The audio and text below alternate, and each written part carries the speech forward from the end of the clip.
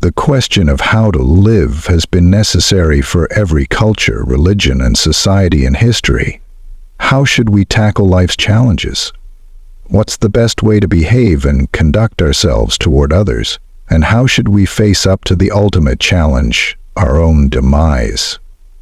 Stoicism, a philosophy developed in the ancient world, has a lot to tell us about how we can live today. Stoic philosophers were interested in the practicalities of living a good, virtuous life, from how to foreground your friendships to dealing with daily frustrations. In this book summary, you'll discover how to lead a life based on Stoic principles, how to prioritize what is important and what you have the power to change, and how to worry less about the things that are unimportant and out of your control.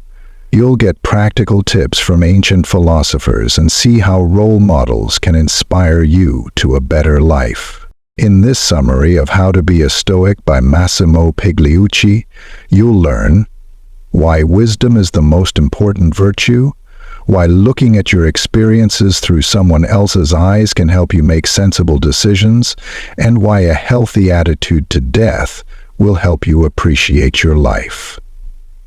How to be a Stoic. Key idea. 1. Stoicism offers a practical and sensible guide to tackling life's problems and challenges. Throughout history, religious leaders, scientists, and philosophers have tried to answer the question, how can we live a good life? How should we deal with life's problems, treat our friends and neighbors, react to adversity, and prepare for death? One philosophy that can provide some answers is Stoicism, so called because its first followers met beneath the Stoa Poikile, meaning painted porch, in ancient Athens. Stoicism started in Athens around 300 BCE.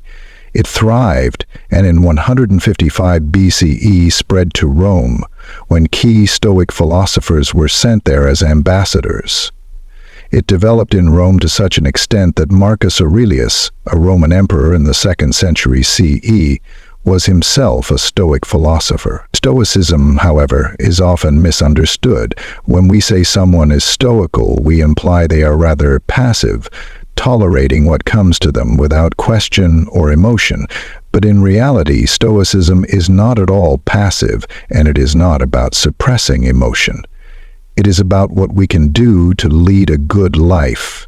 It concerns itself with 3 disciplines. Firstly, that of desire, or what we should and should not aim for. Secondly, action, or how we should behave. And thirdly, assent, how we should react to situations. This might sound a little theoretical, but for the ancient Stoics, their philosophy was explicitly practical. Marcus Aurelius, the emperor-philosopher, wrote his most famous work, Meditations, as a personal guide for his own self-improvement. One of the most influential of the Stoic philosophers, and a thinker who will often be our guide in this book summary, was Epictetus. A freed former Roman slave with a crippled leg, Epictetus became a teacher of philosophy in the 1st century. His thinking is recorded in the work called Enchiridion, meaning handbook, which gives us a clue about his practical outlook. As we will see, Epictetus's discourses were focused not just on the theory of what makes for a good life, but on practical considerations for the day-to-day. Let's dive in and take a look at one of the key Stoic principles. How to be a Stoic. Key idea. 2. Not everything is within our control. Focus on what you can influence and don't worry about the rest. From the nervous flyer fretting about turbulence to dieters unable to shift those stubborn last few pounds, many of us expend energy on things we cannot change. Thankfully, Stoicism has advice for us. A central principle of Stoicism is the dichotomy of control. That means, as Epictetus taught, that we must make the most of what we can control and accept what isn't in our power to change. This sentiment is widely known, but less widely followed. What is in the power or control of the nervous flyer? What can he do to prevent an in-air catastrophe? A little. He can choose whether his trip is necessary, and if so, which airline to choose. What he cannot do is control or influence anything once in the air. By now, he must accept the circumstances he is given, in this case relying on his pilots, air traffic controllers, the weather, and other factors outside his control. To fret further is a waste of energy, so this central tenet of Stoicism shouldn't be seen as encouraging passivity. Rather, it provides powerful instruction to focus on the things you can influence. Take the author's struggles with his weight. Long irritated by his chubbiness, he eventually chose to take control over his choices, exercising moderately, eating well, and in smaller quantities. He achieved a better physique, but not the slim, muscular body many desire. Factors beyond his control, such as his genes, rendered that goal unachievable. But with the attitude of a Stoic, he has derived satisfaction from knowing that he has successfully tackled the factors under his control and can accept the outcome of his efforts with equanimity. Following the author's lead can help reduce worry in your life. Consider someone who's in line for a possible promotion. She thinks she may get it. She has performed well over several years and done all she can to ensure success, but she continues to agonize about the office politics that could get in the way, or colleagues who may provide competition. A better approach would be to think like a Stoic. Satisfied that she has done what is in her power to do, she could wait and accept the news calmly, whether good or bad. How to be a Stoic. Key idea. 3. Stoics taught that we should follow moral virtue instead of pursuing wealth, health, or comfort in life. Many ancient philosophers, Stoics included, argued that we should pursue moral virtue over material benefits like wealth and comfort. The philosopher Socrates, who heavily influenced the Stoics and most of Western thinking, provided a model, albeit an extreme one, when a political opponent accused Socrates of impiety and eventually had him condemned to death.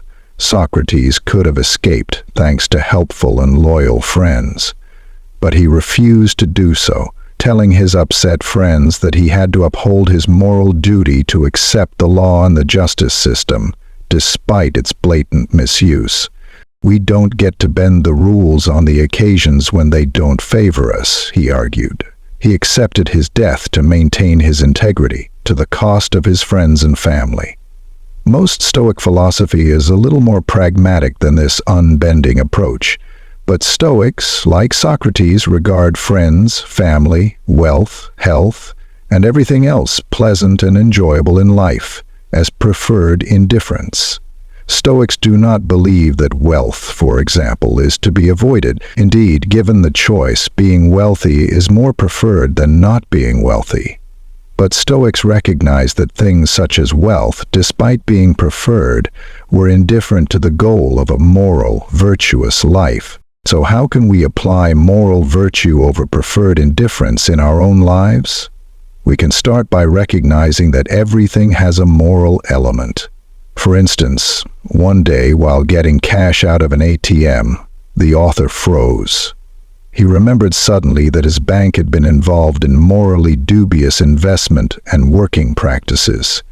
He realized that his preferred indifference of being able to get cash out quickly sat in opposition to his virtue or his desire to support good behavior. He strolled into the bank, told a confused staff member he wanted to close his account on moral grounds, and later signed up with a bank that, while not impeccable in its behavior, was more virtuous than his original choice. Few of us can or will need to live up to Socrates' extreme example of prioritizing moral virtue. But all of us can consider whether more of our decisions in life could be guided by a commitment to moral virtue. Now let's consider what virtue really means. How to be a Stoic. Key idea. 4. Stoic concepts of virtue, based on wisdom, courage, temperance, and justice, have always been important. We've seen that living with virtue was important to the Stoics, but what exactly did they mean when they talked of a virtuous life? Well, Stoicism identified four aspects of virtue: temperance, courage, justice, and most importantly, wisdom. Temperance allows us to control our instinctive desires, like avoiding flirting with a married person. Courage gives us the mental strength to act well under difficult circumstances, like standing up to a bully. Justice meant, for the Stoics, treating others fairly and with dignity. But according to Socrates, wisdom was the chief good. Why? Simply because it is the only human ability that is good in all circumstances. For example, it is better to be rich than poor. But to know how to deal with either situation, we need wisdom. These concepts of virtue have been fairly consistent throughout philosophical and religious history. The influential Christian theologian Thomas Aquinas' system of heavenly virtues kept the four Stoic ones and added faith, hope, and charity. Other cultures, including Buddhism, Confucianism, Hinduism, and Taoism, also incorporate the four, adding humanity, meaning love and kindness, and transcendence, which covers concepts of connection and meaning like hope or spirituality. The Stoic approach seems to have got something right. If we look around us, we can see people who exemplify these virtues today. Consider Malala Yousafzai. At the age of 11, living in Pakistan, she began writing an anonymous blog detailing the local Taliban's approach to girls' education. Over time, she rose to some fame. On 9 October 2012, a man exemplifying the opposite of these values got on her school bus and, after asking for her by name, shot her. Malala survived, and amazingly, she continued to advocate for girls' education, helping to bring about the passing of Pakistan's first legislation creating a right to education. Malala demonstrated virtue and made a difference in the world. She is truly leading a virtuous life, defined by temperance, courage, justice, and wisdom. Epictetus would have recognized Malala as an example to us all, and as we'll see, he and others believed strongly in the power of role models. How to be a Stoic. Key idea. 3.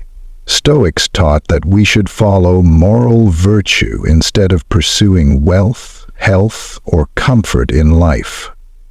Many ancient philosophers, Stoics included, argued that we should pursue moral virtue over material benefits like wealth and comfort.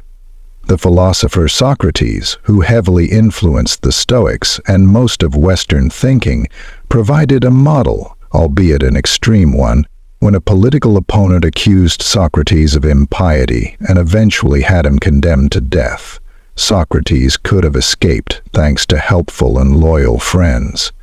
But he refused to do so, telling his upset friends that he had to uphold his moral duty to accept the law and the justice system, despite its blatant misuse. When Julius Caesar declared war on the Roman Republic and attempted to secure dictatorial power for himself, Cato fought him to defend the Republic, its institutions and values. Eventually, facing defeat, he killed himself rather than be captured, which would have handed Caesar a propaganda victory. As the historian Plutarch describes it, Cato stabbed himself but did not immediately die. He lay bleeding, his bowels hanging out of his body. His doctor tried to save him, but Cato, seeing his physician's intentions, tore out his own bowels and died. In death as in life, Cato was a model of virtue, sacrificing himself to avoid giving his morally contemptible opponent any political advantage. Cato's example may feel a little extreme, but for Stoics, that was part of the point. Inspired by the grueling experiences of people like him, we can surely conjure up the courage to rise to the challenges in our own lives. Set against the context of committing suicide to preserve your honor, how hard can it really be to, for instance, stand up to a bullying boss, avoid using morally corrupt banks, or make a small step toward a better life? Reflecting on the example of role models can help us all lead our lives with just a little more virtue. How to be a Stoic. Key idea 6. Stoicism can empower your attitude toward death. Few of us are as willing to face death as Cato. Indeed, many of us have a nagging fear of death. It is understandably troubling to consider the reality that one day your consciousness will no longer exist.